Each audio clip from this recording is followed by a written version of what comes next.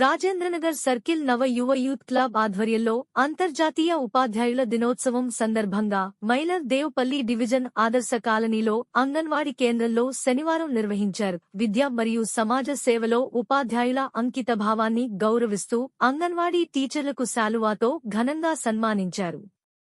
ఈ క్లబ్ అధ్యక్షులు ఏర్వకుమారస్వామి, ఉపాధ్యక్షులు రమేష్ రెడ్డి మాట్లాడుతూ చిన్న పిల్లల విద్యా పునాది వేసే కీలక పాత్ర పోషిస్తున్నారన్నారు.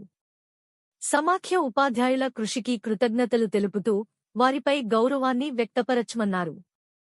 క్లబ్ సహాయ కార్యదర్శి కొంపల్లి జగదీష్, సాంస్కృతిక కార్యదర్శి గోంత్యాల శ్రీనివాస్ మాట్లాడుతూ 1966లో యునెస్కో మరియు ఐఎల్ఓ సంయుక్తంగా ఈ దినోత్సవాన్ని ప్రకటించాయి.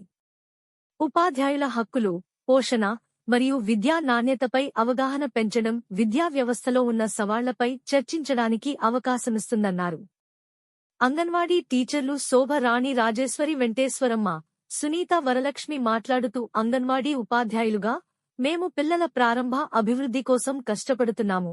ఈ గౌరవం మమ్మల్ని ఇంకా ఎక్కువ నిబద్ధతతో మా కృషిని కొనసాగించడానికి ప్రేరేపిస్తుంది.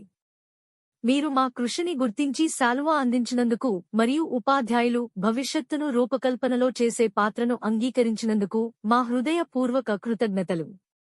మీ మద్దతు మాకు ఎంతగానో శక్తినిచ్చిందన్నారు. ఈ కార్యక్రమంకు అతిథులుగా శ్రీ గాయత్రి పొదుపు సంఘం మాజీ అధ్యక్షులు కుడికల గణమ్మ, ఉపాధ్యక్షులు దాసపతి భిక్షపతి, నాయకులు దొంతరాజు, గంజీ రాజు, నరేష్ యాదవ్, సామల యాదయ్య, అశోక్, మహిళలు, గర్భిణీలు, బాలింతలు పాల్గొన్నారు.